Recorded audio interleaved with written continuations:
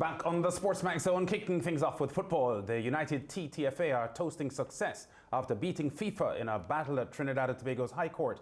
The High Court Judge Justice Carl Gobin ruled on Tuesday, as you may remember, that FIFA's decision to install a normalization committee to run the affairs of the T&T Football Association, the TTFA, was null and void and therefore of no effect. Justice Gobin also ruled that the removal of the duly elected executive of the TTFA was illegal. One journalist who has been covering this story in T&T is editor-in-chief at the famous online news outfit, Wired868.com, Lasana Liburd. Lasana, welcome to the SportsMax Zone. This is an issue that we have been linking with you over for months. What, first of all, has been the reaction in T&T? We had a riveting discussion with Dr. Emir Crown on the show on Wednesday afternoon, but I'm trying to get a sense from you about the acceptance or just the general reaction from the football public in T&T about the High Court's ruling. The reaction is split as it always has been to the ruling. Of course, the fear remains, what happens now for Trinidad and Tobago's football? Will we be able to play? Will the suspension hold? And so on. It remains a concern. Of course, the most important thing is that there hasn't been an extraordinary general meeting called just yet, to actually decide on the way forward. That's the most important thing that could happen right now. And the fact that the loudest critics of the TTFA, your Brent Sancho, your Selby Browns, and so on, and they haven't gotten around to doing it so far, just shows the paralysis, at the helm of football, I would say, and the lack of leadership and insight right now. And that has helped no small part in this mess. Yeah, you're a lot closer to the situation than we are, Lasana, and you responded just now by saying that the reaction is split among the football fraternity. From where we sit, it does seem that there is a massive minority that would have been in favor of the United TTFA's legal fight. Can you, from your perspective, give us a percentage as to what you think would be an accurate description of the support that the United TTFA has in T&T? Well, the best way to gauge, again, would be there are 49 member delegates of the TTFA, right? It would take 51% of those to call an AGM. I'll have to assume that there's some reason why that hasn't been called as yet. At an EGM, you need 51 plus members to, force the president, let's say, to go down a particular road, and if that doesn't work, 75% to move it. It doesn't seem as if, based on the lack of action so far, that they have that majority just yet to move Wallace. Otherwise, in terms of the public, all they really have is the blogs and the letters and so on. I would say there'll be more concern voiced by the people who believe there's something to lose, which is normal in any situation. So in that sense, you hear more from the people who are afraid of a ban. It is the majority. It has been for a while now, from the moment FIFA mentioned the word suspension. I believe most people are just afraid that would happen. And that fear overrides everything else. I think that is the majority. There are people, of course, on the other side too, who believe that moral right stands for something. Yeah. Is there any benefit to Trinidad and Tobago's football from Judge Gobin's ruling? I think there's a benefit to global football, in terms of the ruling, right?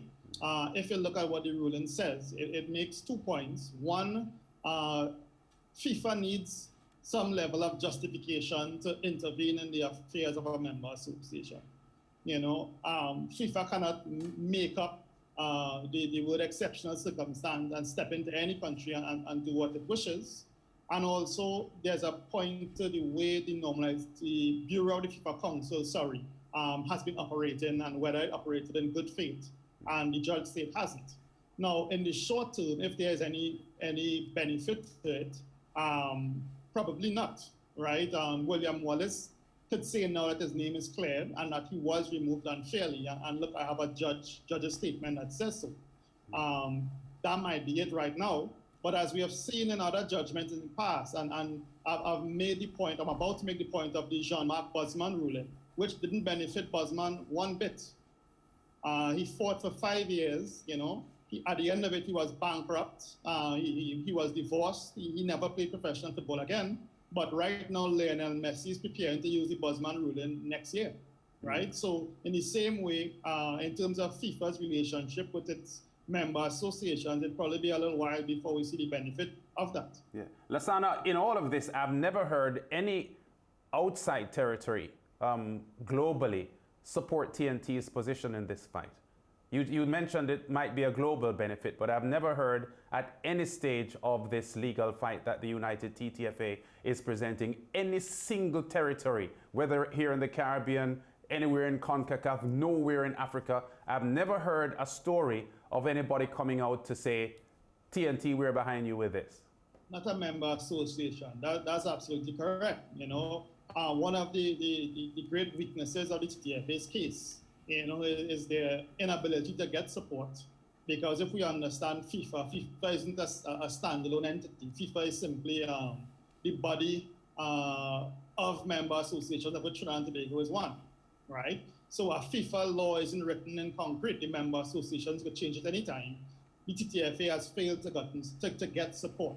But at the same time, that doesn't mean there isn't a benefit. And I'll give you an example.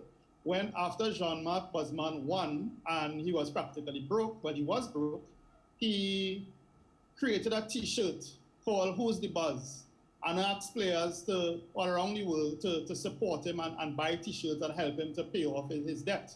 He sold one jersey, right? So again, like I said, it's really too early. And even if member associations are not willing to stick their neck out, it doesn't mean that they haven't paid attention. I know that they have.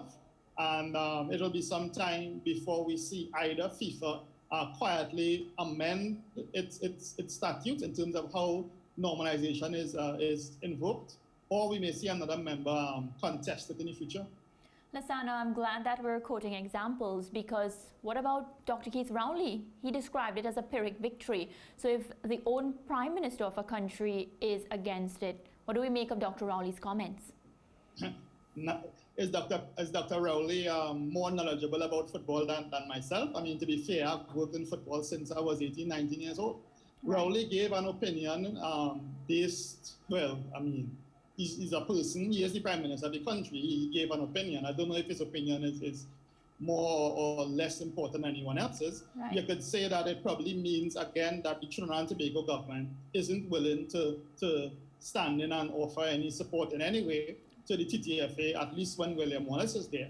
In terms of that, then sure, it's significant.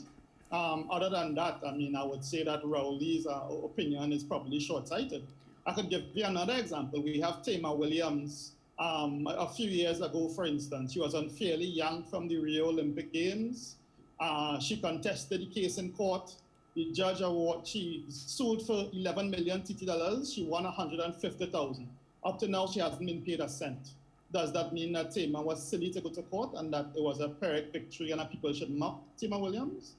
As far as Tamar was concerned, injustice was done against her, and the court confirmed an injustice was done against her, and for her that meant something. Okay, I get what you're saying. So then let's move to the court ruling where it was said that FIFA was making a mockery of the Trinidad and Tobago High Courts. Do you see it that way? Well, I wouldn't want to disagree. I don't think I need to disagree with the High Court in that sense. Okay. I would say this, though. Right now, FIFA is very much interested in what the Court of Appeal says on Monday. The Court of Appeal tested FIFA's commitment by asking them to pay $60,000, you know, to hear the judgment at all, and FIFA paid. Right. FIFA is interested in what the Trinidad court has to say. That's why they registered a case in the first place. That's why they've sent several petitions to the High Court and the Court of Appeal. What FIFA is saying is that it will only accept a win from the Trinidad High Court. It wouldn't accept a loss. If the Court of Appeal rules in FIFA's favor on Monday, FIFA would be thrilled about that. They refuse to accept defeats, you know, and that is their position. Lasana, based on the work that you've been doing, have you been in contact with the TTFA, the United TTFA? And if so, what is their first order of business now that they've won? The TTFA, Mr. Wallace has said that they would call an EGM to take direction from the membership. It's now, almost 48 hours maybe since the judgment. As far as I know right now, they haven't called it yet. I don't know that they will. Here we have to, do we take William Wallace at his word? Wallace, as Wyatt has written, is by no means a perfect leader. He is a flawed leader, right? Again, I point out that Wallace isn't the be-all and end-all of Trinidad and Tobago football. Any member delegate can call an EGM themselves, you know? So the TTFA's next move right now, they promise, is to call an EGM to hear from the members. I would say the members don't need to wait. They could call one themselves. Lasana, this case was effectively one where the claimant stood before the High Court judge and made their argument, and the defendant offered no defense. Correct? In the end, yes, they Right. offered no defense. The claimant tried to have the case moved, of course, know the technicalities. Right. So, And in fact, they didn't totally ignore it, because up until the morning of the hearing, FIFA was still there trying to get a deferral, you know? But yes, they didn't offer a defense of the actual substantive matter. right. And in cases where based on my understanding, and my conversation with counsel, in cases where the defendant offers no defense, such case cannot be used as a precedent for future matters. So this ruling can't be used by any other footballing body who has a beef with FIFA along similar lines to say, well, Justice Gobin did rule in 2020 against FIFA in the matter of the Normalization Committee and its imposition, because, of course, FIFA having not stood and mounted a defense in this case renders such precedent, to use the words of Justice Gobin, null and void. So I say that to say, I saw the parallel you were drawing with the John Mark Bosman case, which is a good case in and of itself, but insofar as the future benefit of the Bosman case, which we are seeing and living now, and you pointed to Messi using the Bosman to engineer the removal of the shackles from Barcelona, this case can have no such benefit for anybody in the future because FIFA didn't defend itself. Well, I don't have a legal opinion on it myself, and I'm not in a position to either, say yes or no. What I can say, though, is that FIFA is certainly involved in the Court of Appeal matter, and the Court of Appeal matter deals with the jurisdiction of the case. Right. If the Court of Appeal rules against FIFA, then, surely we'll have precedent there. If the Court of Appeal rules in FIFA's favor, then the decision taken by the Justice Gobin is invalidated in any case. So we won't have to wait long one way or the other to get our precedent or so on. Right. And I accept what you said. You were clear, because I was just saying that my understanding based on my own search for a legal opinion on this, that's what at least two different attorneys have confirmed, that yes, except in a matter of personal injury, a matter of this nature where the claimant makes the case in front of the judge, the defendant offers no defense, then such cases can't be used as a precedent. But beyond that, though, Lasana, where we are now and the way out, if it is, let's imagine for a minute that William Wallace wants to continue in his position. In effect, he will be president of what? Well, if William Wallace wants to continue, that's one thing. The other thing would be if the members wish for him to continue. If the members wish for him to continue, then whatever happens is just as much, to their benefit or their fault as it is his. Wallace by himself can't run the TTFA. But going back to your point in terms of if he continues, the TTFA is over probably 70 million TT dollars or more in debt. There's no funding coming now from FIFA. There's unlikely to be funding coming from the government as well. So he will find himself running an entity that could essentially be closed down as soon as creditors go to the court, right? So there you go. I don't see any long-term Wallace being able to continue. To be honest, in my opinion, the fundraising ideas that the TTFA had under the William Wallace administration, to me, were far from convincing, and I think I'm being generous with that. Yes. So it's difficult to see any way that Wallace could be in charge come the new year, and it be good news for football. But that doesn't in itself, take away from what he did, which was simply stand up for the sovereignty of Yeah, but it's very interesting you went there, because today is Thursday. I found myself on Tuesday evening, even before Justice Gobin had given her ruling, and it was shared around football interest in the Caribbean. I found myself researching receivership, because I was saying, all right, I expected her to rule in the way she did, because clearly, the claimant is alone at the bench, you're able to make their case. Highly likely that a judge would rule otherwise. And in researching receivership, Lasana, I went where you just went to say, well, at the end of the day, when the dust settles, there still will be enormous debts to pay being cut from the FIFA payroll. Government, and you saw the budget that Cominbert tabled in the Parliament recently.